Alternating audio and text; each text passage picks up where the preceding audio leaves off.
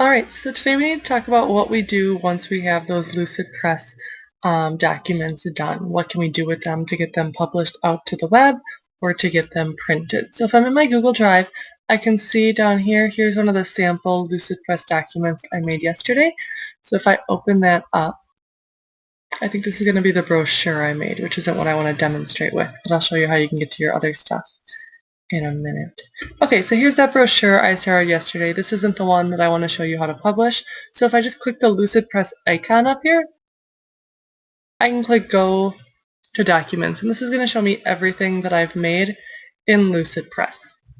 So as I scroll down, here's all the documents I made. Again, the importance of naming it, because blank digital document right now doesn't mean very much to me. So these are things that I've made in Lucid Press along the way. I'm going to open up this sample blank document that I made yesterday.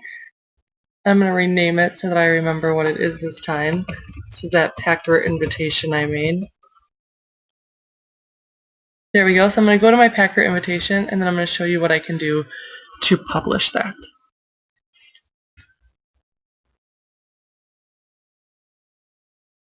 So here we are. Here's the Packer invite I made yesterday. Now I might need to put some more information on here about when the game is, where the party is going to be, RSVP, etc. So remember, I just used a text box to add that in.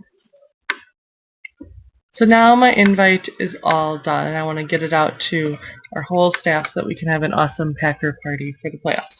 So what I could do would be to, first of all, I could publish this document. Now this is going to publish it to the web. So you can see it says to reach an audience on every device, publish this document online. When I click publish, it's going to take a couple of moments to process the pages that I have. So it'll just take a couple seconds here. And what it's going to do is it's going to give me a web link that people can go to see this. What I like about the Lucid Press web link is that it doesn't take us to a site that looks like we're editing it. It takes us to a site that looks like we've published it. So let me show you what that looks like. Here's that web link that we can copy and paste to share the URL online. So I could copy this and I could paste it in an email to the staff and say, hey, we're having a Packer party, check out the invite below. I could also try to make up a custom link of my own. So it's going to be, maybe I could do Packer party. And it says it's available. So I could make this web link on my own. Use it to be a published lucidpress.com/Packer party. So that's important if, say, you're going to give somebody the web link and have them write it down. You might want to change it to something that's easier for them to write down. Moving down, here's all the versions that I've published. So if I make changes, I need to publish a new version of that. I can delete the version that I've published, and then I can create a new version that's going to have the updates in. So once you've published it, it's kind of saved it just in that moment it's at and tied that moment to the web link.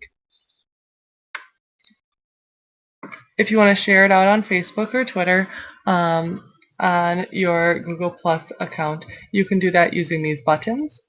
And then if you have a website that you embed things into, it does give us an embed code here, and it would show us what that looks like on our site. So we can take this code and put it into the HTML section of your website, and by doing that you can embed this so that people don't have to follow a link so that it shows up right on the screen.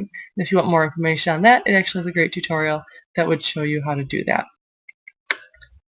So I'm going to show you what it looks like when we publish it. So if I take this code, I'm just going to Control-C to copy it and Control-V to paste it in. And this is what you get when you have a published Lucid Press. You can see that it doesn't look like the Lucid Press website where people are going to be able to make edits to it. It looks like a black screen or a gray screen where your document shows up. And then you can click through your document to find the more information. Or if it's just one page, then just the one page is going to come up. This is great if you want to do like a newsletter and have each kid design a page, because then when you send it out to parents, they're able to click through the pages over here. You could do the same thing if you were creating like a yearbook for your students. Create pages for the different months, and then at the end you'd be able to share the link. The other great thing about publishing online is that this video we embedded is going to be playable. So if I'm on this first screen and I click play on my video, it doesn't take me to YouTube. It takes me right here to watch the video right on my screen. So if you had taken videos in class, if students had taken videos, they could embed them right into their written work. So say they were doing an info book and they wanted to do a demonstration, they could videotape that demonstration and put that video right into their book. Now when you're viewing the book, you'd see the words that they had, and then the video could be off to the side or at the bottom or at the top, however they had designed the page. So it's a really cool way to digitally publish because they can include videos into their publishing right in line with the text without having to be transported to a different page to see those. So that's digital publishing. If I wanted to print this, I have a couple of options as well. So if I go to File, I can do Download As. This is going to save it to my computer as either a PDF, a PNG, or a JPEG file. I can choose what resolution if you're looking at it on the screen or if you want to print it. I can do the whole document. I can just do part of the document, so page range, or I can do the current page that I'm on. If I want to do the document as a PDF and I download this, you can see it tells me what it's doing right here. It's generating the file. It's going to ask me where to save it. And then you'll see that my PDF pops up down here. When I click on it, it's going to open this as a PDF. Instead of scrolling left to right, I'm going to scroll up and down, and here are my 2 pages that I've saved. Notice on a PDF, my link here isn't clickable, so I can't watch that video because it's taking kind of a picture of that page instead of having it be an active link. So that's the big difference between publishing it on the web and saving it as a PDF, is anything you put in here that was supposed to be interactive isn't going to be interactive if you do it as a PDF. So that was download as. I can also just do print. I can choose what I want to print it as. I can download it and then print it that way. I'm not going to do that one, otherwise I'll end up with too many in there. Or I can export it to my Google Drive. So when I export it to my Google Drive, I have to choose what file format I want to export it as. Maybe I do it as a PDF. Print resolution, it's a I want the whole document, and then when I export that to my Google Drive, it says generating file.